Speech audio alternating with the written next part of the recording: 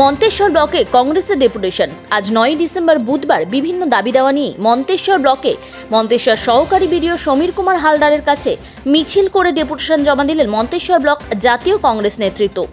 উপস্থিত ছিলেন মন্তেশ্বর ব্লক কংগ্রেসের আহ্বায়ক সুনন্দন মুখার্জি, ব্লক যুব কংগ্রেসের সভাপতি বাদশাহ সিকান্দার সহ মল্লিক আবদুল্লাহ মিয়া ও আজিজ শেখ সহ আরও অন্যান্যরা। মূলত তাদের দাবি ছিল কেন্দ্রের পাশ হওয়া কৃষি বিলের বাতিলের দাবি, বিদ্যুৎ বিল অস্বাভাবিক আসায় তা বাতিলের দাবি, নিত্য প্রয়োজনীয় দ্রব্যমূল্য বৃদ্ধির প্রতিবাদ সহ 5 দফা দাবি নিয়ে ডেপুটেশন জমা দিলেন তারা মন্তেশ্বর ব্লকে।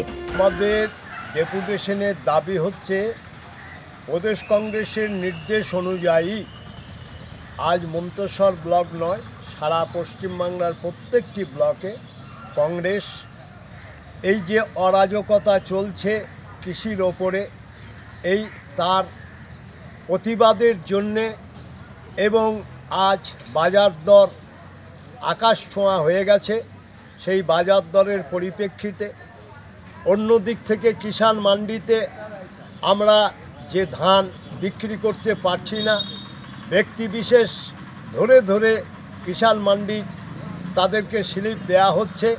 আমরা তা থেকে যারা কংগ্রেসের সমর্থক তারা তা থেকে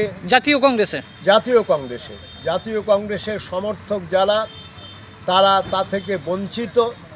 এই বিভিন্ন তারপরে এই যে এলাকা ভিত্তিক ট্রাক মালিক, এই যে সরকারি আমলা তাদের সঙ্গে যুক্ত হয়ে এবং রাজনৈতিক কর্মীরা তাদের সঙ্গে হাত মিলিয়ে যে দুর্নীতি চলছে তার প্রতিবাদে আজ মন্তেশ্বর ব্লকের কংগ্রেস কর্মীরা বিডিও সাহেবের কাছে এসেছিল বেলা 12টায়